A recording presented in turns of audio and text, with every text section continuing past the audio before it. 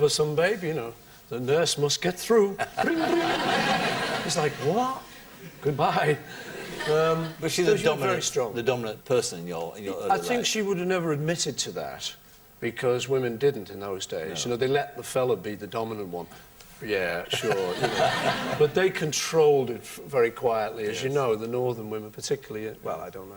In my case, you know. But was she aspirational? Did she have ambitions? Oh yeah, she was the one who got us upwardly mobile. Really? Yeah, because we always lived in the midwife's house. See, you know, we lived in 72 Western Avenue, and then she spotted a better midwife's house in the new bit down the road, so we moved there.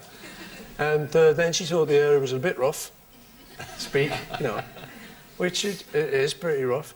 And so she moved us to a posh bit where there was a. It wasn't a midwife's house this time, but it was actually virtually the same house. I mean, I've been back. I was just back a couple of weeks ago, and I went round and I realised they're all the same house, just in different areas, you know.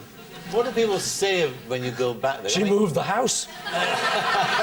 Without telling you. So she did it. But I mean, because your house now there, one of the houses there, is National Trust property. It's got a plaque on the wall, hasn't it? I know. So, I mean, you go back there, you show the kids. I haven't been in since, actually, you know, because I'm terrified to go in. Because, you know, I used to live there, and it's now a National Trust thing.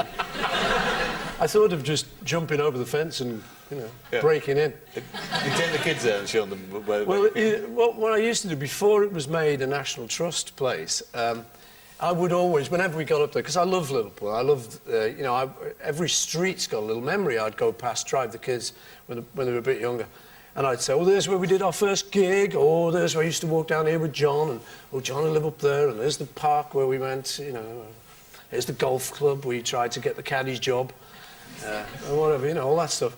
And we eventually pulled up at 24th and Road, which is the National Trust one, and we're just sitting in the car outside. And it was just an ordinary house then. And I'm saying to the kids, oh, there's my bedroom, and my dad planted that lavender hedge there, and doing all the stories. And some old fella comes past, and he just looked at us, he says, yeah, he did used to live there.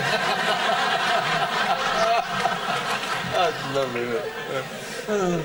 What about going back to those days, those early days with the aspirational mum and you, this bright child, this grammar school boy in Liverpool? I mean, what were your ambitions in those days? I mean, what did you want to be? Do you want to be rich and famous? Well, my mum wanted her boys, me and Mike, my brother, to be doctors, because she was a nurse. Apparently all nurses want their kids to be doctors. But we couldn't do that, I'm afraid. You've got to be clever. And very, you know, apply yourself. My report was always, he could do well if he'd apply himself. And your report was? Yeah. I used to actually tell my kids, I'd try to, now, come on, kids, you've got to apply yourself. Come on, you know. I did well at school and all that. And they eventually found one of my old reports, and it was terrible. It was like, you know, he's the biggest disappointment in the class. They're going, gotcha! And I said, well, it was 1 year. So what was the motivation then? Because you're an ambitious man. I mean, you had ambitions. Yeah. I would have been anything that made a lot of money. Like anyone in those days. You know, a dentist was the big career. They make a lot of money. Accountants and stuff. But I couldn't do any of that. I wasn't, I wouldn't apply myself. But, so I got enough to become a teacher, which I nearly was an English teacher. I managed to scrabble together 5 GCEs over a period of 10 years. Mature student. Yeah. But the Beatles came up before that, you know. Well, I mean, you met George first of all, didn't you? And then, George went to the same school, and then there's this historical meeting almost now in the sense of the history of music with John. Tell me about that meeting. That first encounter. We had a friend in common who went to school with us, went to school with me and George.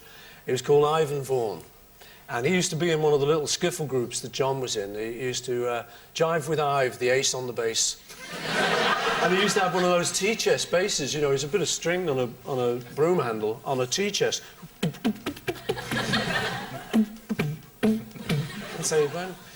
And so he said, you should come along to this thing, you know, this group's playing, and my mate John's in it, you know, Woolton Village Fete. He said, you should come along. So I did. Me and Ivan were born on exactly the same day, so